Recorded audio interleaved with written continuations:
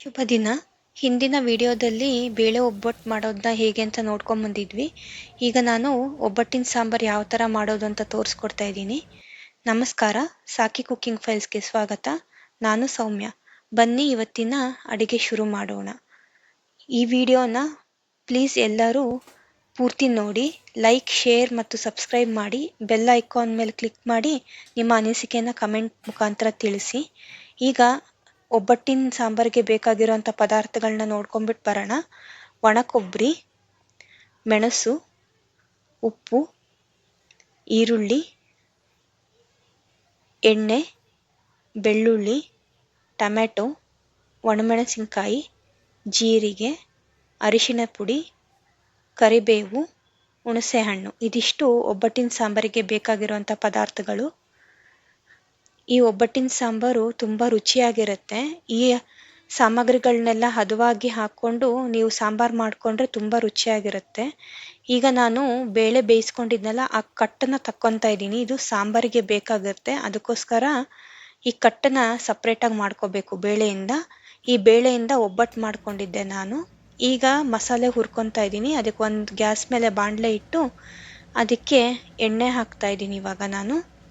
ಇದು ಎಣ್ಣೆ ಚೆನ್ನಾಗಿ ಕಾಯಬೇಕು. ಮೀಡಿಯಮ್ ಫ್ಲೇಮಲ್ಲಿ ಇಟ್ಕೊಂಡು ಈ ಪದಾರ್ಥಗಳನ್ನೆಲ್ಲ ಹದವಾಗಿ ಹುರ್ಕೋಬೇಕು ನಾವು. ಯಾವ ಪದಾರ್ಥಗಳನ್ನೂ ಸಿಯೋಕ್ಕೆ ಬಿಡಬಾರ್ದು.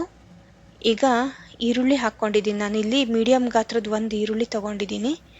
ಇದನ್ನು ಪಿಂಕ್ ಕಲರ್ ಆಗೋ ತನಕ ಚೆನ್ನಾಗಿ ಹುರ್ಕೋಬೇಕಾಗತ್ತೆ. ತುಂಬ ಕೆಂಪಗೂ ಮಾಡ್ಕೋಬಾರ್ದು, ಚೆನ್ನಾಗಿ ಹುರ್ಕೋಬೇಕು. ಈಗ ಕರಿಬೇವಿನ ಸೊಪ್ಪು, ಒಂದು ಕಡ್ಡಿಯಷ್ಟು ಕರಿಬೇವಿನ ಸೊಪ್ಪು ಹಾಕ್ಕೊಂಡಿದ್ದೀನಿ. ಇದನ್ನು ಹುರ್ಕೋಬೇಕು. ಎಲ್ಲದೂ ಹಸಿ ವಾಸನೆ ಹೋಗಬೇಕು. ಈಗ ಒಂದು ಗಡ್ಡೆ, ಸಣ್ಣ ಗಡ್ಡೆ ಬೆಳ್ಳುಳ್ಳಿ ಹಾಕ್ಕೊಂಡಿದ್ದೀನಿ ನಾನು. ಎಲ್ಲದೂ ಹೊಂಬಣ್ಣ ಬರೋ ತನಕ ಚೆನ್ನಾಗಿ ಹುರ್ಕೋಬೇಕು. ಆವಾಗ ಸಾಂಬಾರು ಕೆಟ್ಟೋದಿಲ್ಲ. ಈಗ ನಿಮಗೆ ಖಾರಕ್ಕೆ ಎಷ್ಟು ಬೇಕೋ ಅಷ್ಟು ಒಣಮೆಣಸಿನ್ಕಾಯಿ ಹಾಕ್ಕೊಳ್ಳಿ. ಇಲ್ಲಿ ನಾನು 5ರಿಂದ 6 ಒಣಮೆಣಸಿನ್ಕಾಯಿ ಹಾಕ್ಕೊಂಡಿದ್ದೀನಿ. ನಿಮ್ಮ ಖಾರ ಎಷ್ಟು ಬೇಕೋ ಅಷ್ಟು ಅಡ್ಜಸ್ಟ್ ಮಾಡ್ಕೊಳ್ಳಿ. ಈಗ ಇಲ್ಲಿ 1-1.5 ಸ್ಪೂನಷ್ಟು ನಾನು ಜೀರಿಗೆ ತೊಗೊಂಡಿದ್ದೆ. ನಾನು ಅದನ್ನು ಹಾಕ್ಕೊಂಡು ಹುರಿತಾ ಇದ್ದೀನಿ. ಈ ಕಟ್ಟಿನ ಸಾರಿಗೆ ಸ್ವಲ್ಪ ಜೀರಿಗೆ ಮುಂದೆ ಇದ್ದರೆ ಚೆನ್ನಾಗಿರುತ್ತೆ. ಈ ಥರ ನೋಡಿ, ಜೀರಿಗೆನೂ ಲೈಟಾಗಿ ಗೋಲ್ಡನ್ ಕಲರ್ ಬ್ರೌನ್ ಆಗಬೇಕು, ಅಲ್ಲಿ ತನಕ ಹುರ್ಕೊಳ್ಳಿ. ಈಗ ಸ್ವಲ್ಪ ಒಂದು 7ರಿಂದ 8 ಕಾಳಷ್ಟು ಮೆಣಸಿನ ಕಾಳು ಹಾಕ್ಕೊಂಡಿದ್ದೀನಿ. ಅದನ್ನು ಫ್ರೈ ಮಾಡ್ಕೊಳ್ಳಿ ಚೆನ್ನಾಗಿ. ಈಗ ಈರುಳ್ಳಿ ಎಲ್ಲ ನೋಡಿ ಕಲರ್ ಚೇಂಜ್ ಆಗ್ತಾ ಬಂದಿದೆ. ಈ ಥರನೇ ಸಣ್ಣ ಉರಿಲಿ ಇಟ್ಕೊಂಡು ಎಲ್ಲ ಪದಾರ್ಥಗಳನ್ನೂ ಚೆನ್ನಾಗಿ ರೋಸ್ಟ್ ಮಾಡ್ಕೋಬೇಕು. ಈಗ ಒಂದು ಮೀಡಿಯಮ್ ಗಾತ್ರದಷ್ಟು ಟೊಮೆಟೊ ತೊಗೊಂಡಿದ್ದೆ ನಾನು. ಈ ಟೊಮೆಟೊನೂ ಸಮೇತ ನೀರು ಹೋಗೋ ತನಕ ಚೆನ್ನಾಗಿ ಫ್ರೈ ಮಾಡ್ಕೋಬೇಕು. ಒಂದು ಅರ್ಧ ಸ್ಪೂನ್ ಆಗೋಷ್ಟು ಅರಿಶಿಣದ ಪುಡಿ, ಇದನ್ನು ಸೇರಿಸ್ತಾ ಇದ್ದೀನಿ ನಾನು. ಈಗ ನೋಡಿ, ಟೊಮೆಟೊ ಸಮೇತನೂ ಅದನ್ನು ಚೆನ್ನಾಗಿ ಬೇಯಿಸ್ಕೋಬೇಕಿದ್ರಲ್ಲಿ. ಇಲ್ಲಿ ನಾವು ಒಬ್ಬಟ್ಟಿನ ಸಾಂಬಾರನ್ನ ಜಾಸ್ತಿ ಕುದಿಸೋದಿಲ್ಲ. ಅದು ಬೇಳೆ ಕಟ್ಟು ಹಾಕಿದ್ಮೇಲೆ ಜಾಸ್ತಿ ಕುದಿಸ್ಬಾರ್ದು ಒಬ್ಬಟ್ಟಿನ ಸಾಂಬಾರು. ಅದಕ್ಕೆ ಇಲ್ಲಿ ಮಸಾಲೆ ಎಲ್ಲ ಚೆನ್ನಾಗಿ ಫ್ರೈ ಮಾಡ್ಕೋಬೇಕು. ಎಣ್ಣೆ ಒಳಗಡೆನೆ ಫ್ರೈ ಮಾಡಿಕೊಂಡ್ರೆ ತುಂಬ ಚೆನ್ನಾಗಾಗತ್ತೆ ಒಬ್ಬಟ್ಟಿನ ಸಾಂಬಾರು. ಈಗ ಒಂದು ಬಟ್ಲಲ್ಲಿ 1/4 ಬಟ್ಲು ಆಗೋಷ್ಟು ನಾನು ಒಣ ಕೊಬ್ಬರಿ ತೊಗೊಂಡಿದ್ದೆ. ಅದನ್ನು ಹಾಕ್ಕೊತಾ ಇದ್ದೀನಿ. ಇದು ಮನೇಲಿ ಮಾಡ್ಕೊಂಡಿರೋ ಸಾಂಬಾರು ಪೌಡರು. 1 ಚಮಚ ಹಾಕ್ಕೊಂಡಿದ್ದೀನಿ ನಾನು. ಇದು ಹುಣಸೆ ಹಣ್ಣು, ನೆಲ್ಲಿಕಾಯಿ ಗಾತ್ರದಷ್ಟು ಹುಣಸೆ ಹಣ್ಣು ಹಾಕ್ಕೊಂಡಿದ್ದೀನಿ. ಟೊಮೆಟೊ ಹಾಕ್ಕೊಳ್ಳೋದ್ರಿಂದ ನಿಮಗೆ ಹುಳಿ ನೋಡಿಕೊಂಡು ಅಡ್ಜಸ್ಟ್ ಮಾಡ್ಕೊಳ್ಳಿ. ಉಪ್ಪು, ಖಾರ, ಹುಳಿ ಎಲ್ಲ ಹದವಾಗಿ ಹಾಕ್ಕೊಂಡ್ರೆ ಹೋಳಿಗೆ ಸಾಂಬಾರು ತುಂಬ ರುಚಿಯಾಗಿ ಬರುತ್ತೆ. ಈ ಹೋಳಿಗೆ ಸಾಂಬಾರು ಅನ್ನಕ್ಕೆ, ಮುದ್ದೆಗೆ ಎಲ್ಲದಕ್ಕೂ ತುಂಬ ಚೆನ್ನಾಗಿರುತ್ತೆ ಊಟ ಮಾಡೋದಕ್ಕೆ.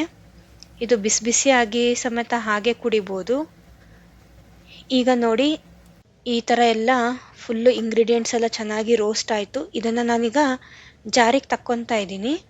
ಇದು ಸ್ವಲ್ಪ ತಣ್ಣಗಾಗೋಕ್ಕೆ ಬಿಟ್ಟಿದ್ದೆ ನಾನು. ನೀವು ಅದನ್ನು ತಣ್ಣಗಾದ ಮೇಲೆ ನೀವು ಜಾರಿಗೆ ಹಾಕ್ಕೊಂಬಿಟ್ಟು ಇದನ್ನು ಚೆನ್ನಾಗಿ ಫೈನ್ ಪೇಸ್ಟಾಗಿ ರುಬ್ಕೋಬೇಕು. ಈಗ ನೋಡಿ, ಈಗೆಲ್ಲ ಇಂಗ್ರೀಡಿಯೆಂಟ್ಸ್ ಎಲ್ಲ ಈ ಥರ ಡ್ರೈ ರೋಸ್ಟ್ ಆಗಿದೆ.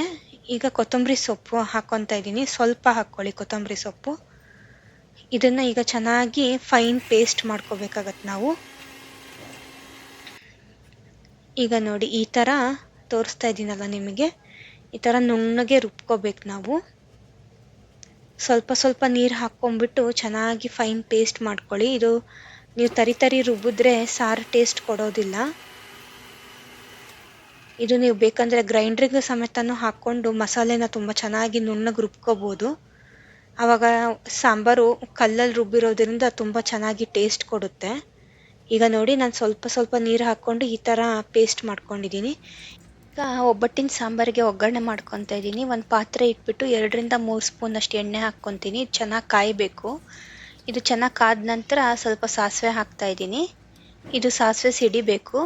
ಸಿಡಿದ ನಂತರ ಒಂದು ಚೂರು ಜೀರಿಗೆ ಹಾಕ್ಕೋಬೇಕು. ಒಂದು ಅರ್ಧ ಸ್ಪೂನಷ್ಟು ಹಾಕ್ಕೊಂಡ್ರೆ ಸಾಕಾಗತ್ತೆ. ಅದು ಕೆಂಪಗಾಗಬೇಕು. ಸ್ವಲ್ಪ ಕೆಂಪಗಾದ್ಮೇಲೆ ಒಂದು ಗಡ್ಡೆ ಬೆಳ್ಳುಳ್ಳಿ ಹಾಕ್ಕೊಳ್ಳಿ. ಅದಕ್ಕೆ ಒಂದು 2 ಒಣಮೆಣಸಿನ್ಕಾಯಿನ ಈ ಥರ ತುಂಡು ಮಾಡಿ ಹಾಕ್ಕೊಳ್ಳಿ. ಈಗ ಒಂದು ಹಿಡಿಯಷ್ಟು ಕರಿಬೇವಿನ ಸೊಪ್ಪು ಹಾಕ್ಕೊಳ್ಳಿ. ಇದಿಷ್ಟೂ ಚೆನ್ನಾಗಿ ಸಣ್ಣ ಉರಿ ಒಳಗಡೆ ಫ್ರೈ ಮಾಡ್ಕೋಬೇಕಾಗತ್ತೆ. ಇದು ಚೆನ್ನಾಗಿ ಫ್ರೈ ಮಾಡ್ಕೊಂಡಷ್ಟು ನಿಮಗೆ ಸಾರು ಒಳ್ಳೆ ಟೇಸ್ಟ್ ಕೊಡುತ್ತೆ. ಈಗ ನೋಡಿ ನಾನು ಈ ಥರ ಫ್ರೈ ಮಾಡ್ಕೊತಾ ಇದ್ದೀನಲ್ಲ, ಸಣ್ಣ ಉರಿ ಇಟ್ಕೊಂಡಿದ್ದೀನಿ ನಾನು. ಇವಾಗ ನೀವು ಈಗ ಗೊತ್ತಾಗುತ್ತೆ ನಿಮಗೆ ಒಗ್ಗರಣೆ ಈ ಥರ ಕೆಂಪಗಾಗುತ್ತೆ ಮತ್ತು ಒಣಮೆಣಸಿನ್ಕಾಯಿ ಎಲ್ಲ ಕ್ರಿಸ್ಪ್ ಆಗುತ್ತೆ.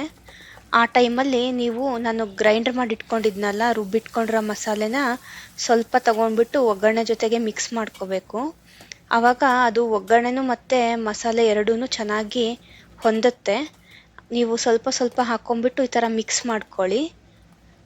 ಈ ಥರ ನಾನು ನೋಡಿ 2 ಸತಿ ಹಾಕ್ಕೊಂಡು ಈ ಥರ ಮಿಕ್ಸ್ ಮಾಡ್ಕೊಂಡು ಈಗ ಪೂರ್ತಿ ಮಸಾಲೆ ಹಾಕ್ಕೊಂಡು ಇದನ್ನು ಸಣ್ಣ ಉರಿ ಒಳಗಡೆ ಕುದಿಸ್ಕೊತಾ ಇದ್ದೀನಿ. ಇದು ಎಣ್ಣೆ ಬಿಡೋಕ್ಕೆ ಸ್ಟಾರ್ಟ್ ಆಗುತ್ತೆ. ಸಣ್ಣ ಉರಿಲೇ ಇಟ್ಕೊಂಡು ಫ್ರೈ ಮಾಡ್ಕೊಳ್ಳಿ. ಈಗ ನಾನು ಬೇಳೆಕಟ್ಟು ಬಸ್ತಿಟ್ಕೊಂಡಿದ್ನಲ್ಲ, ಅದನ್ನು ಸಾಂಬಾರಿಗೆ ಸೇರಿಸ್ತಾ ಇದ್ದೀನಿ. ಇದು ಸಾಂಬಾರಿಗೆಲ್ಲ ಸೇರಿಸಾದ್ಮೇಲೆ ಒಂದು ಚೆನ್ನಾಗಿ ಮಸಾಲೆ ಮತ್ತು ಕಟ್ಟು ಎರಡು ಮಿಕ್ಸ್ ಆಗೋ ಥರ ಮಿಕ್ಸ್ ಮಾಡ್ಕೊಳ್ಳಿ. ಇದಕ್ಕೆ ರುಚಿಗೆ ತಕ್ಕಷ್ಟು ಉಪ್ಪು ಹಾಕ್ತಾ ಇದ್ದೀನಿ ನಾನು. ನಿಮಗೆ ಟೇಸ್ಟಿಗೆ ಅನುಸಾರವಾಗಿ ಹಾಕ್ಕೊಳ್ಳಿ. ಹೋಳಿಗೆ ಸಾಂಬಾರಿಗೆ ಇಲ್ಲ ಒಬ್ಬಟ್ಟಿನ ಸಾಂಬಾರಿಗೆ ಖಾರ ಉಪ್ಪು ಹುಳಿ ಸ್ವಲ್ಪ ಮುಂದೆ ಇದ್ದರೆ ಚೆನ್ನಾಗಿರುತ್ತೆ. ಯಾಕೆಂದರೆ ನೀವು ಅನ್ನದ ಜೊತೆಗೂ ನೀವೆಲ್ಲ ಕಡಿಮೆ ಹಾಕ್ಕೊಂಡ್ರೆ ಸಪ್ಪೆ ಅನಿಸುತ್ತೆ, ಊಟ ಮಾಡೋಕ್ಕೆ ಚೆನ್ನಾಗಿರೋದಿಲ್ಲ. ಈಗ ನಾನು ಹೂರ್ಣ ಮಾಡಿಟ್ಕೊಂಡಿದ್ನಲ್ಲ, ಅದರಲ್ಲಿ ನಿಮಗೆ ಸಿಹಿ ಎಷ್ಟು ಬೇಕೋ ಅಷ್ಟು ನೋಡ್ಕೊಂಬಿಟ್ಟು ನೀವು ಹೂರ್ಣ ಹಾಕ್ಕೋಬೇಕಾಗತ್ತೆ. ಇಲ್ಲಿ ನಾನು ಸಣ್ಣ ನಿಂಬೆಹಣ್ಣಿನ ಗಾತ್ರದಷ್ಟು ಹೂರ್ಣ ತೊಗೊಂಡು ಹಾಕ್ಕೊತಾ ಇದ್ದೀನಿ. ಇದು ಒಂದು ಹೊತ್ತಿಗೆ ನಾನು ಸಾಂಬಾರು ಮಾಡಿ ತೋರಿಸ್ತಾ ಇರೋದು ನಿಮಗೆ. ನೀವು ಹಬ್ಬದ ದಿನಗಳಲ್ಲಿ ನೀವು ಜಾಸ್ತಿ ಬೇಳೆ ಹಾಕ್ಕೊಂಡು ಕಟ್ಟು ಜಾಸ್ತಿ ಬಂತು ಅಂದರೆ ನಾನು ತೋರಿಸಿರೋ ಪದಾರ್ಥಗಳನ್ನ ಡಬಲ್ ಆಗಿ ಮಾಡ್ಕೊಂಬಿಟ್ಟು ನೀವು ಸಾಂಬಾರನ್ನ ಮಾಡ್ಕೋಬೋದು. ಈ ಥರ 1-2 ಕುದಿಯಷ್ಟು ಚೆನ್ನಾಗಿ ಕುದಿಸ್ಕೋಬೇಕಾಗತ್ತೆ ಹೋಳಿಗೆ ಸಾಂಬಾರನ್ನ. ಈಗ ನೋಡಿ ಈ ಥರ ಚೆನ್ನಾಗಿ ಕುದೀತಾ ಇದೆ. ಹೋಳಿಗೆ ಸಾಂಬಾರು ತುಂಬ ತೆಳುವೂ ಇರಬಾರ್ದು, ತುಂಬ ಮಂದವಾಗೂ ಇರಬಾರ್ದು. ಈ ಥರ ಮೀಡಿಯಮ್ ಆಗಿತ್ತು ಅಂದರೆ ಅನ್ನ ಜೊತೆಗೆ ಚೆನ್ನಾಗಿ ಹೊಂದ್ಕೊಳುತ್ತೆ. ಇವಾಗ ನೋಡಿ ನಾನು ಬಟ್ಲಿಗೆ ಸರ್ವ್ ಮಾಡ್ತಾ ಇದ್ದೀನಿ. ಹೋಳಿಗೆ ಸಾರು ಅನ್ನ ಜೊತೆಗೆ, ಮುದ್ದೆ ಜೊತೆಗೆ ಮತ್ತು ಹೋಳಿಗೆ ಜೊತೆಗೂ ಚೆನ್ನಾಗಿರುತ್ತೆ. ಈ ರೆಸಿಪಿನ ಒಮ್ಮೆ ಟ್ರೈ ಮಾಡಿ ನಿಮ್ಮ ಅನಿಸಿಕೆನ ಕಮೆಂಟ್ ಮುಖಾಂತರ ತಿಳಿಸಿ. ನಿಮ್ಮ ಫ್ಯಾಮಿಲಿ ಫ್ರೆಂಡ್ಸ್ ಜೊತೆಗೆ ಇದನ್ನು ಶೇರ್ ಮಾಡಿ, ಸಬ್ಸ್ಕ್ರೈಬ್ ಮಾಡಿ. ಧನ್ಯವಾದಗಳು.